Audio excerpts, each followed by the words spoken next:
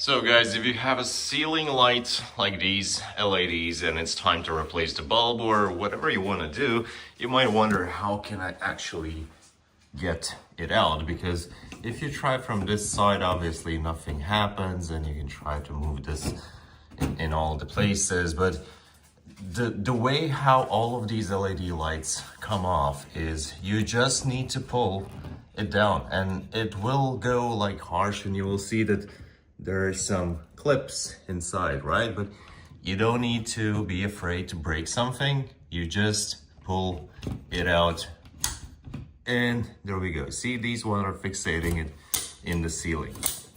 Once that comes off, you have access to the light bulb. And to remove the light bulb, it's fairly easy. You just hold the bulb itself and turn it counterclockwise. It comes off. So there are basically 2 pins on the bulb itself and 2 sockets in the socket of the bulb. Next thing, to get out the bulb itself, you just put on the side these metallic holders, and there you go.